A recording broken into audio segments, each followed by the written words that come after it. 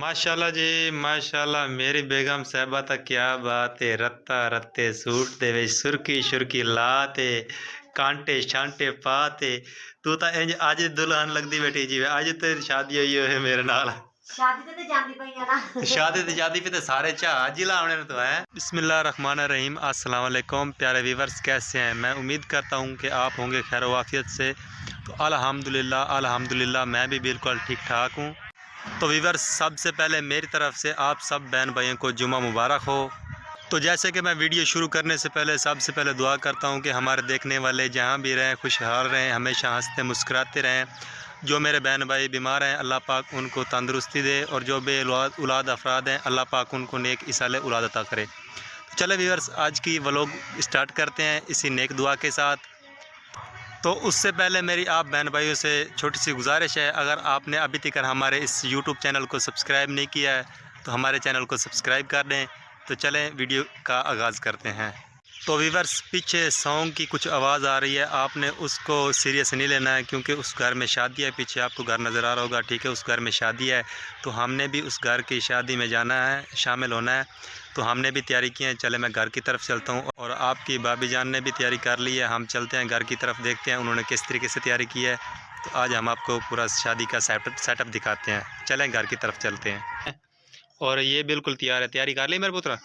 शादी ते चलूँ? शादी वास्ते बिल्कुल रेडी हो? तैयार हो? शादी ते किश खासो? किशा चावल खासो? तू किश खासे पुत्र? चावल खासे? ठीक हो गया। मेरे पुत्र से तैयारी कर दे बहन। माशाल्लाह जी माशाल्लाह मेरी बेगम साहबा ता क्या बात है। रत्ता रत्ते सूट दे विच सुरकी शुरकी ला ते कांटे शांटे पा ते तू ता इंज अज दुल्हन लगदी बैठी जिवें अज तेरी शादी होई है मेरे नाल। शादी ते जांदी पई है ना शादी ते जादी पे ते सारे जहाज ही लावने ने तो है। देखो जी माशाल्लाह केड़ी खूबसूरत लगदी पई है। ते ये शादी दी तैयारी मैं ही तो हाँ जेड़ा खाली बांड वाले साबन नाल दात तैयार होया खड़ा। माशाल्लाह माशाल्लाह बड़ी सोहनी लगदी पई है। क्या बात है तेरी ताज हैं। कमेंट च दसो जी मैं किवें लगदी पई हां। हाँ तेन कमेंट च दसो किवें लगदी पे तू।